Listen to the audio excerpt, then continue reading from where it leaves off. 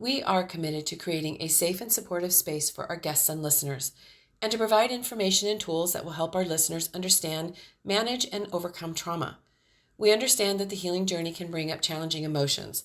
Therefore, we want to warn our audience that certain episodes may contain discussions or stories that could be triggering for some individuals. The content of the podcast is for educational and informative purposes only, and we encourage you to practice self-care and discretion while listening, and to reach out to a trusted support system or professional if you feel overwhelmed and need help on your healing journey.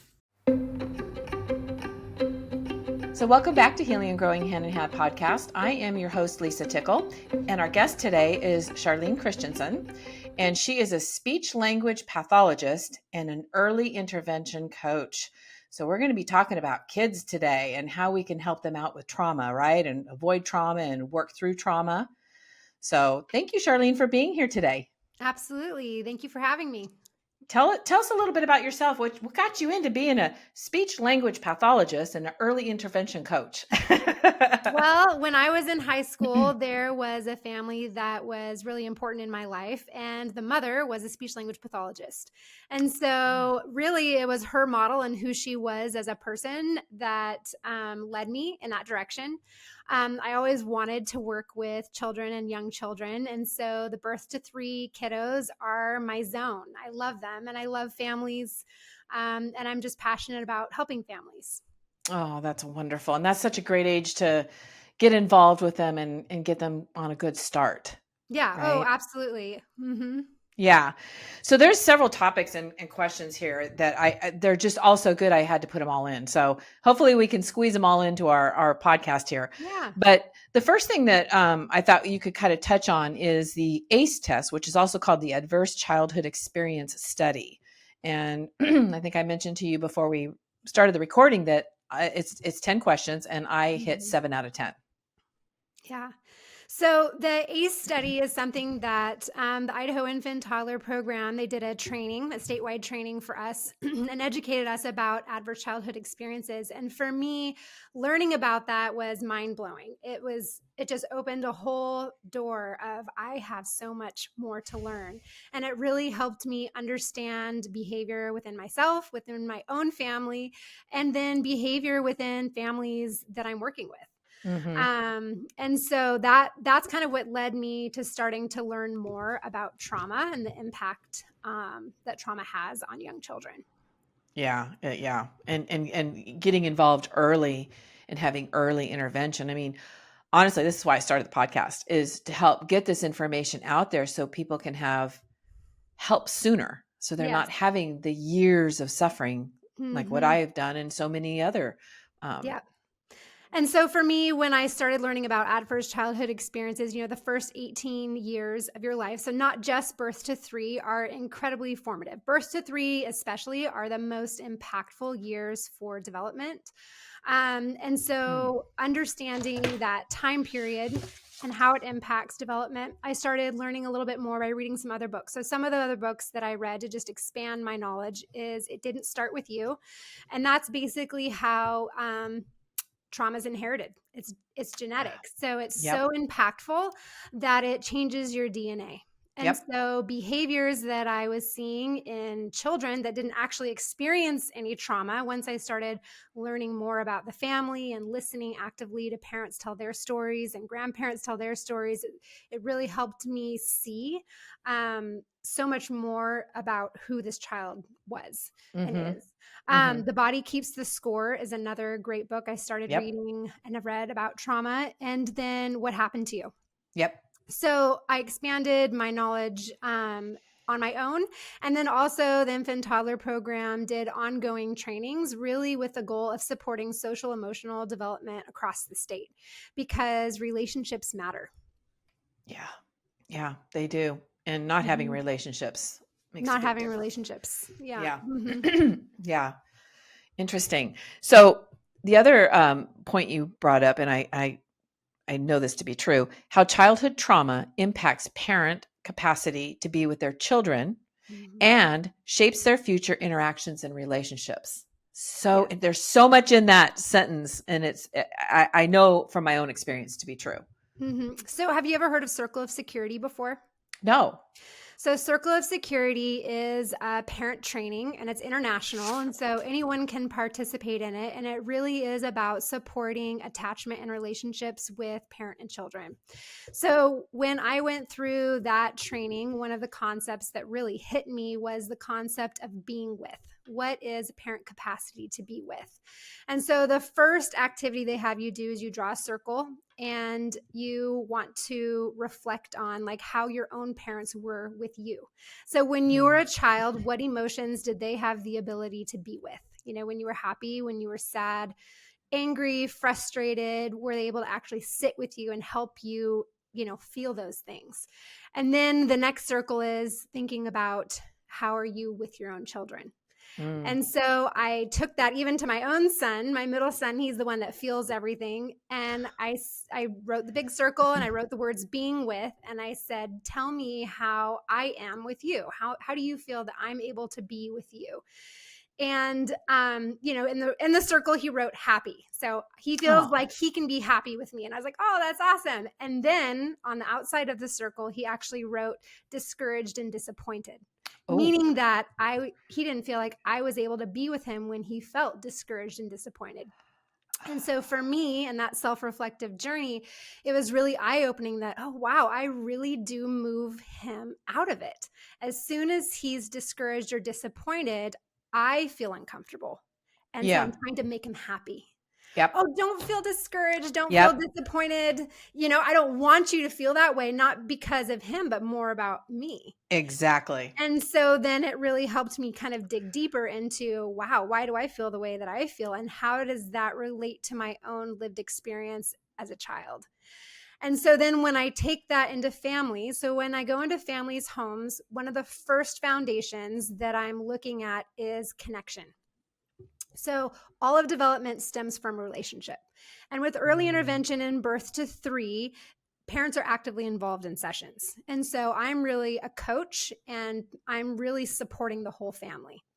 And so when I'm looking at like the parent-child relationship, I'm looking at what is this parent's capacity to be with their child, and not just when they're playing and when they're happy, but how is that parent able to be with them when they're throwing a tantrum, you know, when they're sad, when they're, you know, angry, whatever that is. And I've seen a huge connection between parents who've experienced trauma and a challenge with being able to be with kids, and especially help them allow them to feel negative emotions. Yep. I can relate to that. Yeah. I can relate to that. Yeah. It is. It is. And until someone tells you that, you don't realize that. You don't realize that you're trying to rush through this thing and with your child because you're the one that feels so uncomfortable. Yeah. It's really not so much about the child's behavior. It's really about the parent's capacity to handle it. Right. And that's hard, right? That's a hard conversation to have when you start digging deeper, because we want to just say, oh, it's the kid, you know, they're just such a difficult one. And yeah, maybe they are for sure, right? Yes. But, you know, as parents, we should be bigger, we should be kinder, we should be stronger, and we should be wiser.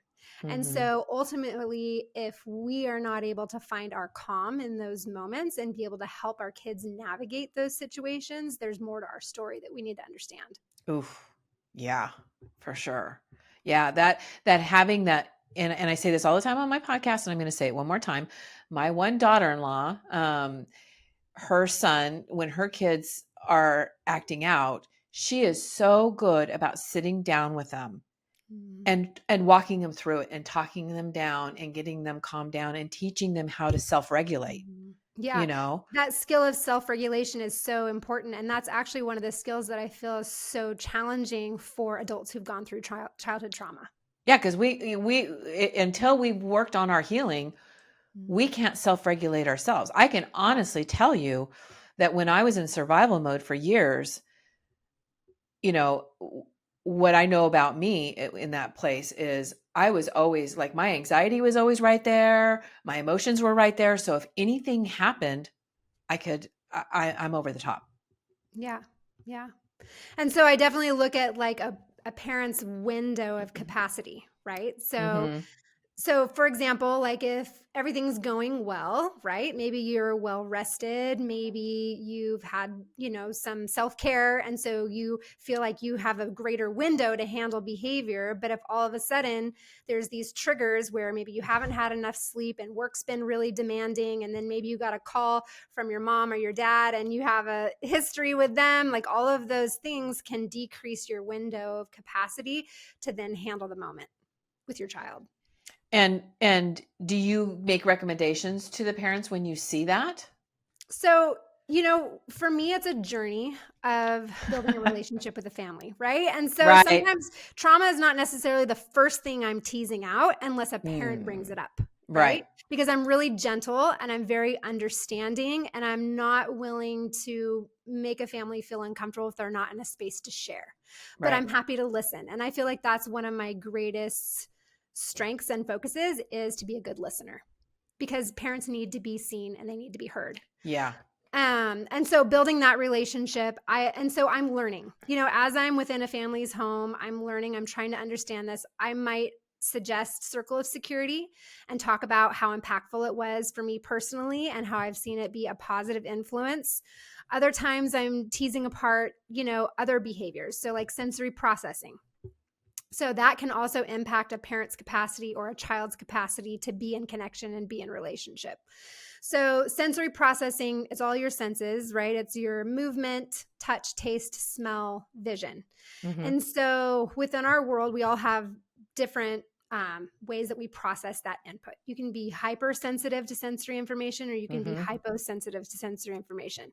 So as I'm gathering more information about a family, that's usually one tool that I try to understand more about a child. And I also have one for a parent. And so sometimes I'll have the parent fill one out so that I can understand how they process sensory information. And then we have a conversation, right? So let's say it's a child that's hypersensitive to touch. They don't want to be touched. They don't like sticky things, or maybe they just don't like unfamiliar touch. And so then we have a conversation about that. And sometimes a parent's like, well, I don't like touch. I'm touched out at the end of the day. Why are you touched out at the end of the day? Right? Yeah. And so, or it could be, maybe a child is really sensitive to noise, and they don't like going into crowded places where there's a lot of noise. It's really startling. So they have a lot of tantrums. So then we have a conversation around that. So, and then we look at a parent. Well, how do you feel about noise? And so for some parents, it's like, oh my goodness, I'm so triggered by noise, and I can only handle so much of my children running circles around me, and then I lose my temper. And so then we kind of tease that apart. Well, how do you feel with too much noise? And then we identify strategies that can help parents stay within that window of increasing their capacity to tolerate it. And so why this is so important is because if you think about connection and you think about being with, you are more likely able to do that if you feel calm and you feel organized, right?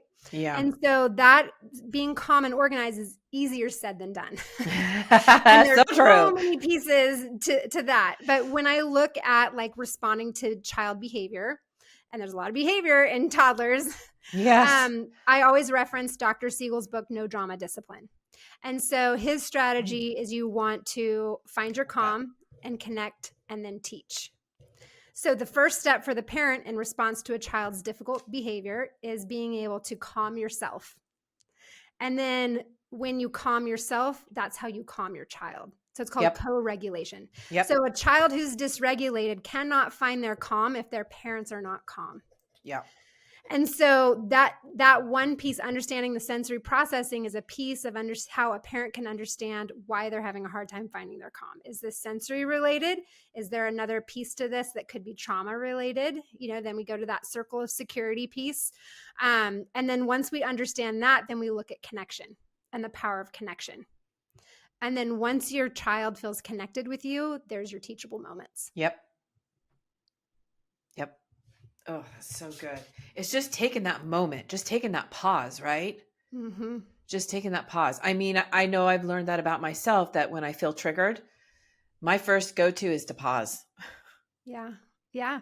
Sometimes you do just have to, like, they say like 20 seconds to help, or 20 seconds, or maybe it's 20 minutes to help self-regulate yourself, or just walk away sometimes, right? Yeah. Take a breath. Yeah. Yeah. That's what I'll say is I'll say I need a moment. I just need a minute, Yeah. because Because we're responsible for our behavior. Our correct. children are not responsible for our behavior, right? Things are going to happen. Kids are going to be difficult. We can anticipate that. I'm the one as an adult that I'm responsible for my feelings and regulating them, which means I'm also responsible for understanding my story and my parents' story and my grandparents' story so that I can tease apart who I am and what I need. Right. Right. And you touched on something earlier, and I don't know if we want to expand on it, but I find it interesting, and I know it is true, and I know it's true in my life, is that a friend of mine helped me look up her information, because when I went on ancestry.com, when you put the person in, it all of a sudden it'll go back. Like my dad's side of the family went back to the 1700s. My mom's stopped with her mom. It wouldn't go back any further. And I didn't spend the time. So my friend was really good at this. And long story short, my mom had a history that it is, when you read between the lines, it's really obvious that she was abused. It was very obvious. My grandmother was married to many men. At times she's lived with her grandmother. I know of two children that my grandmother had that she adopted out that I don't know if my mom even knew about them. And what was interesting was when I realized that, it took me a minute. It took my breath away, because then I put the whole picture together, and I actually cried for her. I actually felt really bad for her, but it made so much sense. Yeah. And that's the most important piece first, is understanding your story. Yeah. Right. And really tuning into your body-based feelings. Why do I feel the way that I do? And what do I need to learn about my story and my parents' story? And and having empathy and compassion for our parents as well, right? Because you don't necessarily know what they went through to get them into that place, because trauma exists. I would like to say that we can end trauma. I wish. We live in a broken world, and life happens, and that's not an excuse for it at all. It just means that what do we need to do as a response to knowing that trauma happens? How can we prevent it? And then how can we support children and families that are going through it? Yeah. And for me, it's focusing on the resilience piece. And what I've learned is what builds resilience is positive relationships and connection and love. Absolutely. Yeah. And so, go ahead. No, go ahead.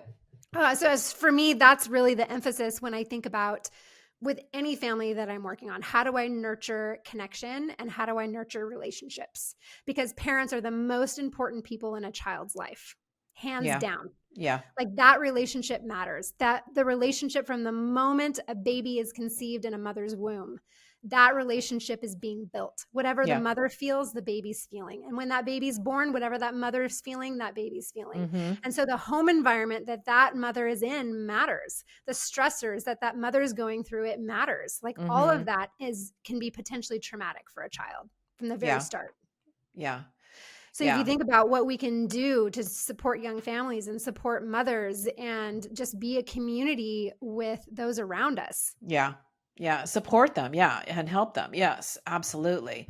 Yeah. And, you touched on something, and all the research I've been doing, and I'm doing a lot of research over the last year, and I know this is very true in my life, that understanding trauma and understanding all its nuances and the behaviors and everything that happens has been so empowering for me.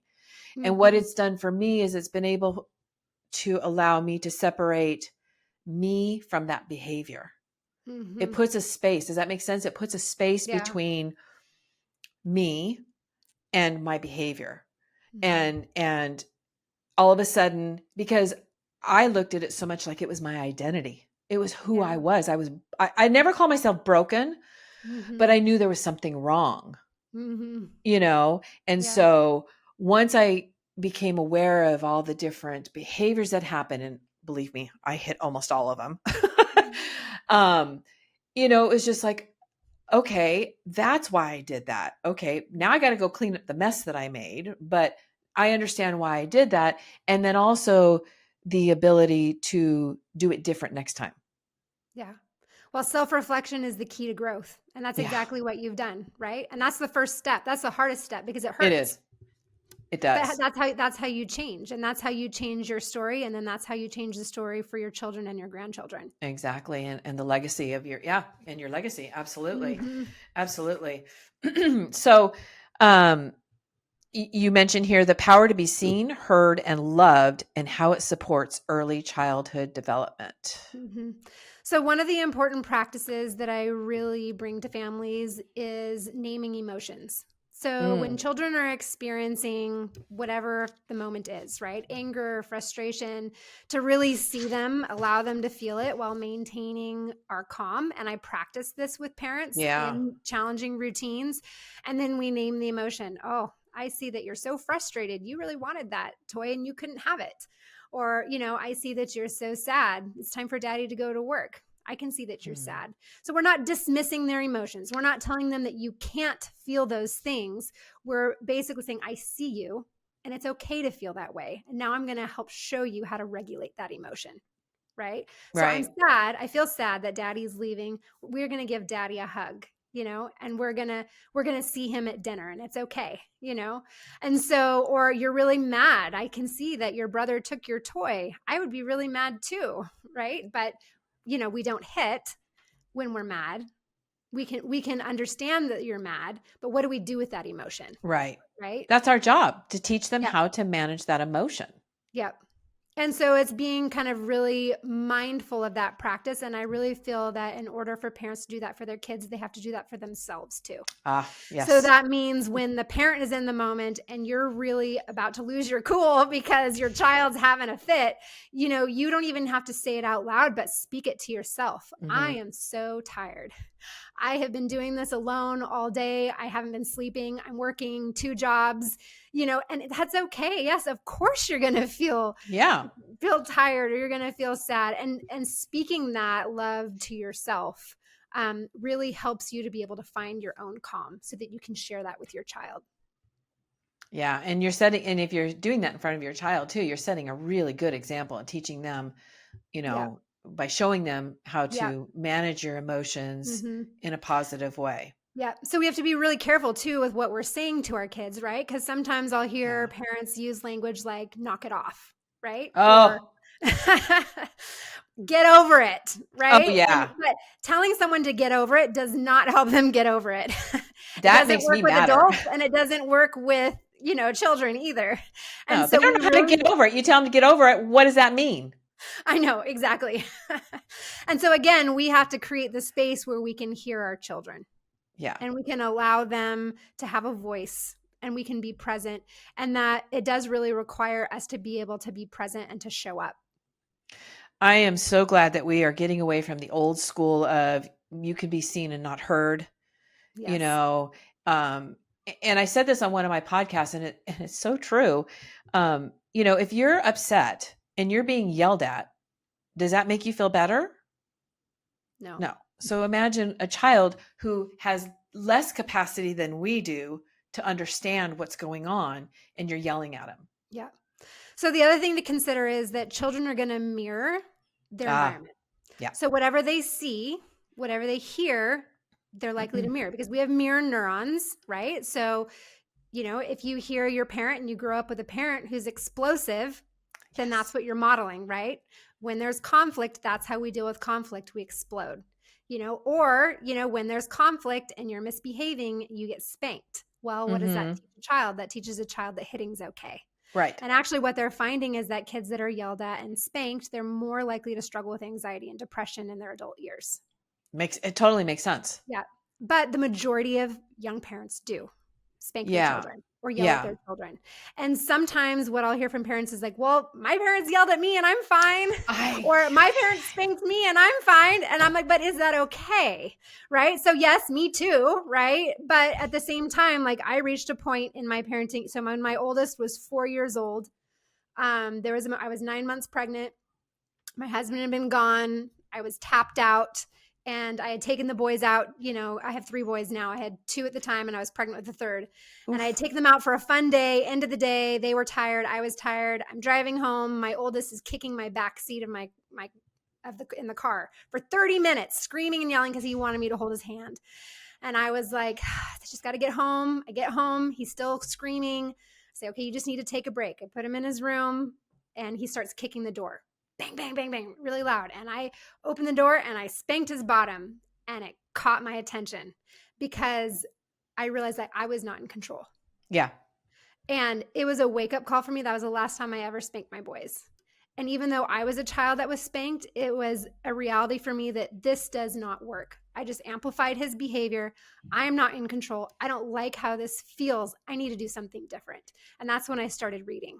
And I started doing my own research. Well, how do I want to parent? Right? So just because you were parented in a certain way, just because you might have come from trauma, that does not mean that that has to be the choice that you make. You have the power to choose what you want for your home and for your kids. And yes, you can listen to advice from both sides, but ultimately it's two people coming together with their children and within their home and deciding what you want for your children and the culture of your home. Mm-hmm. Yeah, exactly. Yeah, I can remember a story that I had with my son Corey, and it's kind of funny.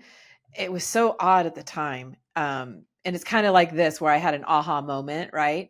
Because one thing I was really careful with, I never yelled at him. He didn't get spanked. I was really careful with him. I wasn't careful with my ex-husband. I screamed at him. But he was probably, I don't know, I want to say 12 or so. And we had moved into our home and we didn't have a dishwasher. So we had to wash the dishes. And what is the last thing I want to do when I come home from work is wash dishes. So we had a deal that we would take turns. He could wash one time or dry, and then the next time he would dry. So this one, and every time he would say, "Mom, when are we getting a dishwasher?" Right. And I was getting really irritated hearing that. And this one particular night, he was going to dry, I was going to wash. And he said it again. And it was one of those moments where I was tired. It was the end of the day. And the very last thing I wanted to do was wash this huge pile of dishes, and it was hot. So that was the last thing I wanted to do, right? And he said that again. And I turned to, for the first and only time, raise my voice to him. This is so weird. And I looked at him and I stopped. His eyes got real big and I just started laughing. It was the weirdest thing, but I just started laughing. Yeah. And I stopped and I said, "Okay, honey, we're going to make a deal right here. We're getting a dishwasher soon, but until then, you're not allowed to ask. I'll tell you when we're getting one, but you're not allowed to ask." But it was the weirdest thing because I was going to go off on him. Yeah. Verbally because go your off. emotions were triggered, right? You were tired. You were going through a significant transition, right? And so you also needed to be seen and heard, that you needed a safe space as well to process what you were going through, right? So sometimes we love our kids. That does not mean that we want to lash out on them, right? But sometimes it's just like this combination of factors that get us to a place where we're triggered. We're tired. Yeah. And so I don't feel like we should be kind to ourselves. Yes. Right. Yeah. And understand, like, for me, that's a moment where you catch yourself and you're like, oh, wow. Yeah. Right. And maybe, so there's something that we call rupture and repair. So rupture in relationships is inevitable. It's the repair that makes them stronger. Yep. Right. So you lose your cool with your kid, and then that's the rupture. But then you say, oh man, mommy's really tired. I think I need to go to bed a little earlier tonight. I've had a long day. I'm so sorry I yelled at you. That's the repair. Yeah. Right. And so for me, that's what I've tried to remember as a parent, because we all fail. There's no such thing as a perfect parent, is the repair. Yeah. I agree. And also being really proactive about self-care. So self-care is our superpower. So for all parents, I'm always asking, what are you doing for yourself? Because when you think about it, when it's just you only have your needs to think about. But then you get married, and now you have your needs, and you have his needs, and you have your needs as a couple. Then you have a child. Now you have that child's needs. You still have your needs. You have his needs. You have your couple needs. And then you have your needs as a family. Then you have another child. You have another child. And now you have this big, overwhelming demand of needs. And it's really easy for young parents to forget about themselves. And how important it is to be intentional about it. Mm-hmm. If you are someone that needs your sleep, you have to really prioritize your sleep. Yeah. And if you are someone that needs to exercise, you need to prioritize that. And husbands and wives, they need to support each other. Yeah. Couples need to understand what each other's needs are and know that you're better people by supporting each other in that. Right. Yeah. So true. So true. Oh, such good information. Okay. Let me ask you this. Why are you so passionate about supporting young families? I think you kind of touched on it here and there, but maybe you can expand on it. I love kids. I mean, since I was a kid, I've loved kids. I just feel like I shine with kids. Like, give me the littles. But I understand loss as well. So my parents divorced when I was 14. And I was told by, I don't know, a mediator or somebody that children are resilient. You'll get over it. And I didn't. Yeah. And so I found myself feeling a lot of anger. Yeah. In my teen years and even in my early adult years. And so the first time that I was actually seen is I was watching Oprah, and she was doing a whole episode on the unexpected legacy of divorce. Ooh. And these adults were talking about their childhood experience and the impact that divorce had on them. And it was the first time I realized that my parents' divorce was traumatic for me. And it was the first time that I heard someone else say that how it made them feel. And so then I started digging deeper, and I read that book, The Unexpected Legacy of Divorce, and I just felt so seen. And I realized, wow, I have a lot of emotions related to this one event. And for me, that one event was stripping away my secure base. Yeah. Because that's what parents are for their kids. You are their secure base. And it's incredibly impactful for kids. And we always want to say that kids are resilient because I think it makes us feel better. But the reality is they're not as resilient as we have thought they are. Yeah. And we need to, and of course, like, divorce happens. I'm not saying don't ever get divorced, right? That's not my place. But we just need to acknowledge that it's traumatic for kids, right? And we need to see them. This is hard for you. And we need to give them the supports that they need in that transition. Yeah. It's interesting because I remember my parents didn't divorce. Excuse me. My parents did not divorce, but I remember the one time I saw my mom really explode at my dad, and I was probably about 7 or 8. And I knew they weren't getting along. I just knew that. And we were out in the backyard, and she just exploded, and she goes, "That's it. We're selling the house, getting a divorce, and you're moving with me." And I just remember being so incredibly traumatized by that it was so shocking because I did not see that coming at all. Like to me, it came completely out of left field. For them, maybe not. For me, and all I kept thinking is, I'm gonna lose the security, my home, all my friends, all these things that I was thinking about losing. And then she never said anything about it again. But at that moment, terror's not the word. I don't know, but it was profound for me, for sure. Yeah. And so I think having that lived experience and understanding that gives you compassion for others that are going through it. So for me, with early intervention, the emphasis is really working on families and supporting families. And I understand that loss of losing my family. And I really just want to join in the thick of it with families and meet them where they're at, and really just kind of nurture their growth and their connection. Yeah. And make the best of the situation that you can, right? Yeah, absolutely. Yeah. You can't, prevent a trauma story necessarily, but you can show up and you can listen and you can be someone who genuinely communicates that you care about them. Right. Exactly. And with complete non-judgment. So when I enter a family's home, I am honoring their home and I am honoring their story. And it is not my place to come to them with a bunch of information and judgment that they don't want or they don't need. Right. Exactly. You're there to come alongside them and support them, like you said, right where they're at. Yeah. I get that. Next question. These are such good questions. How does childhood trauma impact long-term health? So what they've found, because it's so significant, it does contribute to risks for mental illness and other conditions like Yeah. diabetes and heart disease, Autoimmune diseases as well is what I autoimmune understand. diseases as well. Yes, absolutely. And so, I mean, if you're someone who's going through that, for me, like staying curious about your trauma story is supportive, because you really have to understand the root cause Right. to be able to heal. Yep. And a lot of people, they don't want to talk about the past. Parents don't want to talk about the past, or don't want to share their stories because it's really hurtful, Yeah. right, to go there.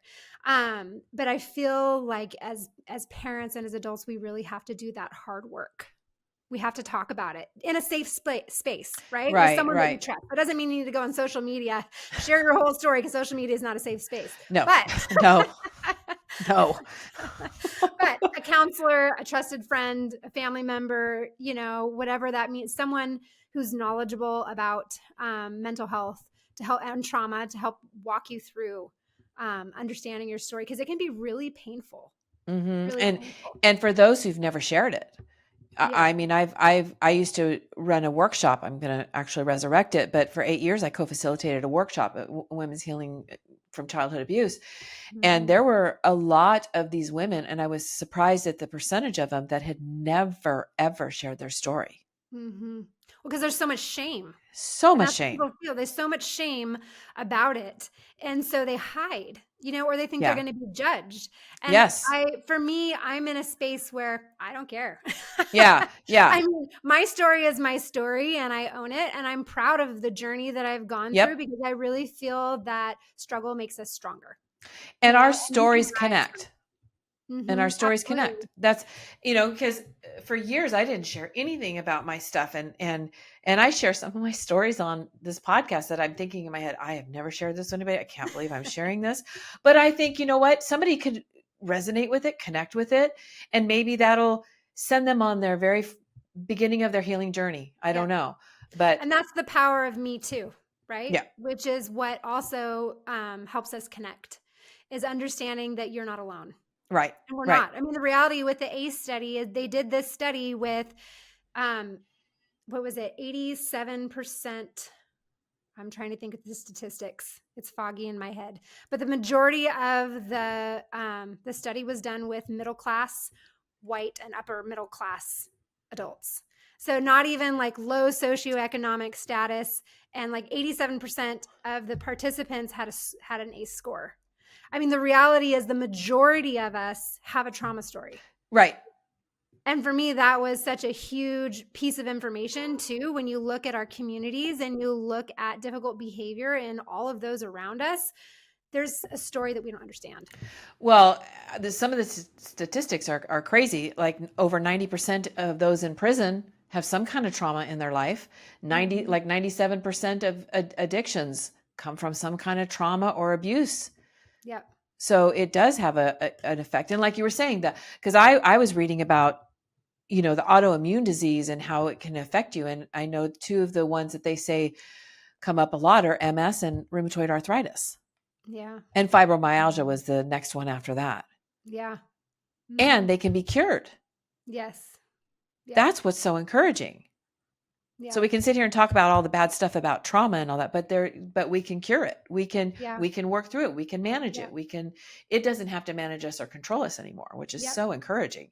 Yep. I think unfortunately sometimes though with our culture is because it hurts so much to feel it, we try to numb it. Oh, yes. And that process of numbing can look like binging on Netflix. It can look like drinking too much in the evenings, or having too much cake, or over exercising. There's lots of ways that we try to numb negative emotions. And so giving yourself permission to feel and know that it's not going to feel good. Yeah. Yeah. And I'll tell you from my experience, the reason why I didn't want to feel, I was afraid I would start crying and not stop. Yeah. That was my biggest fear. And I thought, nope, I can't because I won't stop. And it's not true. Let me tell you, it's not true.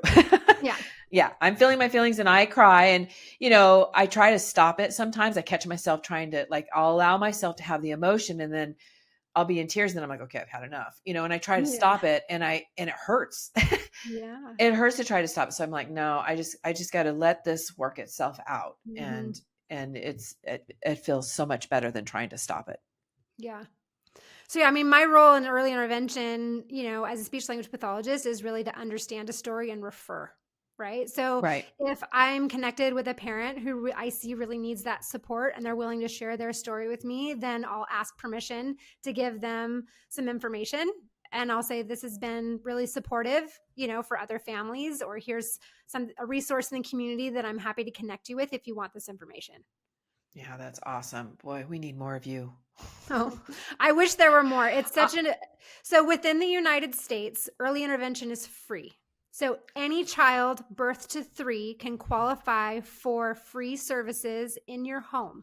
So a provider will come to your home to provide, they'll do a full developmental evaluation. You do have to qualify for the program by having a delay.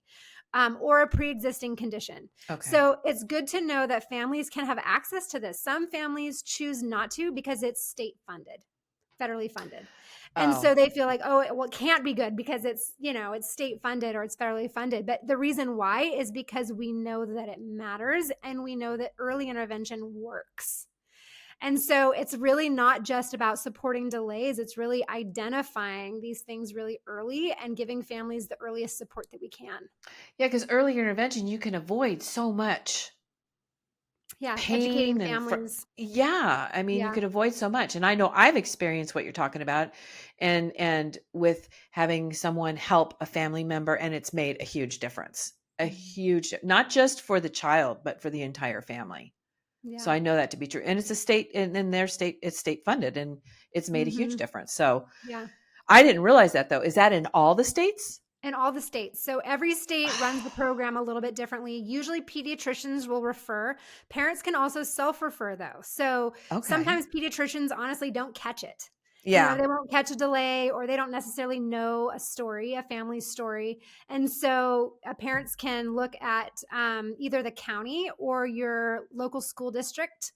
Or you can look at like early intervention, whatever your state is, Idaho, early intervention, Washington, and it'll show you where you can find that resource. So you keep referring to the word delay. What do you mean by delay when a child is delayed? So we do standardized assessments. So when I go in to a family's home, we usually go in as a team. So there's usually 2 of us, and we'll do a full developmental evaluation. So an evaluation is like motor development. So that's fine and gross motor, adaptive behavior, communication, cognitive, and social emotional development. So, and then it's a standardized test. And so basically it shows where the norm is. So the bulk of kids fall within this norm. And then to qualify, at least within the state of Idaho, it's a 6-month delay or greater. And so, or like pre-existing condition, there's other ways that you can qualify. But there are norms, right, for where kids should fall. Right. And so some of that social emotional support, kids can qualify just in social emotional development. So sometimes, we're screening for early signs of ADHD and autism, and sometimes there's more to a child's behavior. There could be a story within a family's home. There could be trauma that we haven't teased apart, and it can show up on some of those tests. Yeah, I was going to ask you that because I haven't found a ton of research on this, but I have found research, and I have actually found an expert. I would love to get her on here as well. But the crossover between the behaviors of a child with ADHD and a child that has trauma, there are some crossover behaviors. Yes. That it could be ADHD or it could be trauma, right? Yep. So that's why when it's early intervention, we're teasing that out. Right. Right. And so we'll look at ADHD, we look at autism, and then we look at trauma, and we look at the crossover. And then usually we'll do ongoing screenings if we need to screen for autism specifically. ADHD can't be diagnosed till later, but ADHD is genetic, just like autism is. Right. So if it runs in a family, then I'm always curious, and just tell families to stay curious, keep talking to your pediatrician. But yes, as I learn more about a child's story, if there's a lot of trauma, then I'm also curious about that too. Maybe I don't know this kid's whole story. And is this really autism or is it trauma? Right. Because kids can avoid eye contact for different reasons. True. Kids can resist touch for different reasons. Kids can be avoidant for being in connection and community with you for different reasons. Right. We have worked with kids that have gone through significant trauma, who've been sexually abused or who've been abandoned or had a lot of medical trauma at a young age. Mm-hmm. Yeah. Oh my goodness. We need more of you. Oh my goodness. If we could put you in every home, Oh, oh my gosh, we my would get rid husband of has Trump. that same thought. He's like, I want to record all this information and put it out. Yes, because Yeah. I mean, think if we would eradicate trauma. I mean, I that would mean, be the hope, is really just to educate more and more people about the impact of trauma, how significant it really is. And we really do need to be intentional about protecting our kids. yeah, yeah. And I love that it's the whole package. It's not just focusing on the kids, it's focusing on the whole package, the parents, the family, the environment, Yep. everything, so that you can Yep. get a full picture. Because you're right, the pediatricians are only going to see the kids part of the time. You're the one that's going to see, the parent is going to be the one that's going to see them the most. And especially if you're a first time parent, you don't know. Sometimes you just don't know. Yeah, it's true. I mean, on average, a pediatrician will see a patient for maybe 8 minutes. Oh, So if you think about that, can they really, unless a parent brings it up or right, advocates, I mean, pediatricians are really good at what they do too, right? right. But kids get missed and they get Yeah, referred really late. And so as a parent, you have to trust your gut yeah, and you have to be proactive about advocating for your child. yeah. And maybe you go through the evaluation and they're within normal limits and that's fine, right? But there's also that possibility that there's more to that child's story, and the earlier you get an intervention, the more likely you're able to change that child's story. There you go. That's the point. Oh, I love Mm-hmm. that. Okay, so this next question is a good one. How do we nurture relationships? So, connection. So, one of the things that I'm doing actively with families is being with. So, when I join in with families, it's all about being face to face with your child in a moment and following their lead. So, for parents, that can be really, really hard because it's hard to find time in a day to, one, be with your kids, or to be able to actually follow their lead, because Yeah. parents are working, or parents are trying to survive, get them out the door, get them to daycare, or just manage tantrums. But there's so much power in showing your child that you're interested in what they're interested in. Mm-hmm. So it's not just about bringing them along to our agenda. It's about Oh. following their lead with what they're motivated by. Mm-hmm. And honestly, that's where connection happens. Yep. It really happens in a child feeling that my parent cares about me. Mm-hmm. My parent sees me and they're interested in what I'm interested in. And even if you have 10 to 15 minutes in a day to be with your child and follow their lead and join in and just talk about what they're interested in. They're outside, maybe they point and they're looking at an airplane, and you're sharing that moment with them and you're like, yeah, that's an airplane. It's going so fast. It's in the sky. I mean, just that moments add up to a lifetime of memories. And children are going to remember that. They're going to remember those repetitive moments where their parents showed up and shared an experience with them. Yep. And it nurtures connection because that's where they're seen and that's where they're heard, and that makes them feel loved. Mm-hmm. I love and there's that. so much power in that showing up. And I think we need to show up more with our messy, Yeah. and that's okay, because some parents feel guilty because of all the messy that their experience are feeling. But how you are is enough. Oh. And kids they just need that. They need Yeah. you as you are. Yep. Yeah. They want you. That's so true. That is so true. I can't add anything to that. I was sitting here trying to think of anything I could add. That was so complete. It was so awesome. And it's so true. Okay. One more question. Why is being with our children so important? Which kind of is a great lead into what you were or finishing up what you were just saying.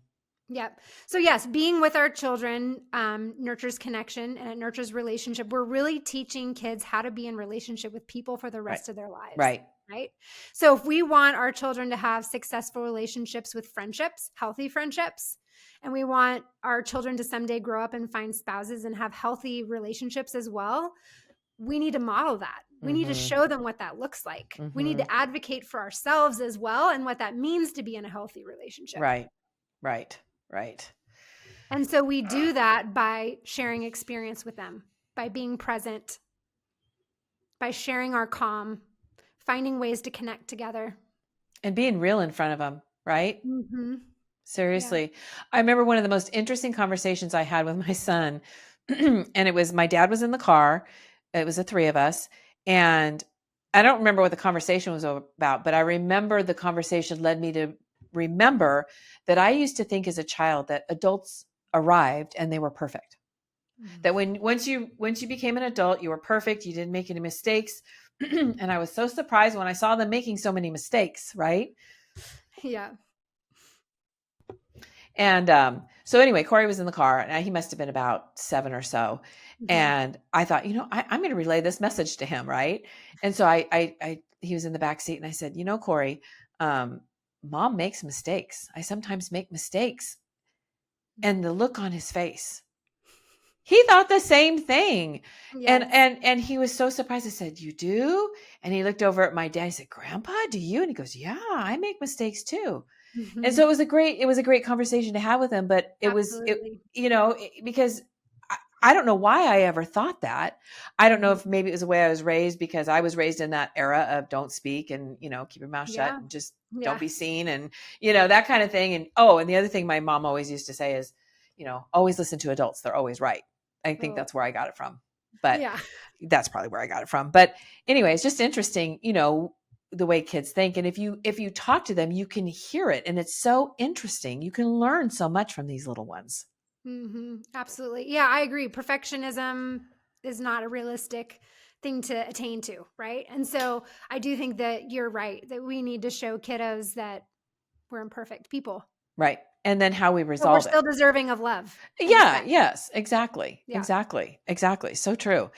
This has been so enlightening and so good. And I know that you work for the state of Idaho, so it's not like, because I always ask my guests to tell the listeners how they could reach you. Well, they can't really do that in this case unless they're in the state of Idaho. Well, you can. So I do have a website. It's shineslp.com, and there's a hello button. So if you want to email me or if you have questions, you definitely can. I've tried to avoid social media professionally, but I've recently started an Instagram, ShineSLP. And so that's another way to connect, because I know that there are wait lists and families don't have access to the support. And I really do feel like it's important to put information out there that parents can have access to while they're waiting for services, or just help them understand when they should seek support.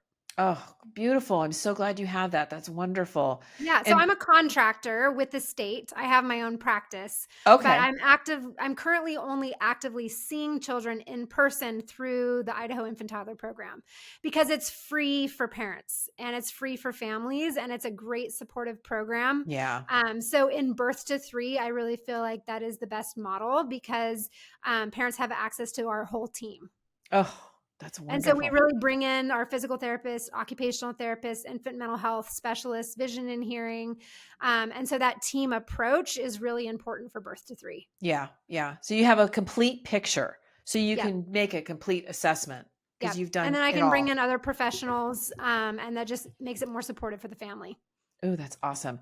So if our listeners are in a different state, you mentioned earlier that each state has their own kind of program, but can you tell us real quick how they could find them? So you can ask your pediatrician. They should know, and if they can refer you, or you can just get the information and you can self-refer, or you could just Google early intervention and then your state. And usually it's run through the county. Sometimes it's run through your local school district. Okay, great. Yay. Yep. And one last question, and this is my question, and that is, what do you want to leave our listeners with? Oh, I would say there's so much power in being together and being community, and you're not alone. And there's so much strength in just showing up for each other. It really does take a village to raise a kid, doesn't it? Yeah, absolutely. And advocate for yourself, advocate for your kids. Just because you've gone through trauma, that does not mean that your story is predictive. You are not doomed because of your story, that there's hope and there is healing, and you really can change your story and the story for your children with intention, with your time. Yeah. You really do have the ability and the power to do it. Absolutely. I know I've changed it in my life. So yes. Well, thank you so much for being here. Thank you for sharing all this valuable information. I love it. I definitely love if you can get in there early and help these kiddos out and give them a good start. I think it's awesome. Yeah, absolutely. I'm an advocate for earlier intervention. Yeah, me too. I'm right there with you. So thank you so much. Yeah, absolutely.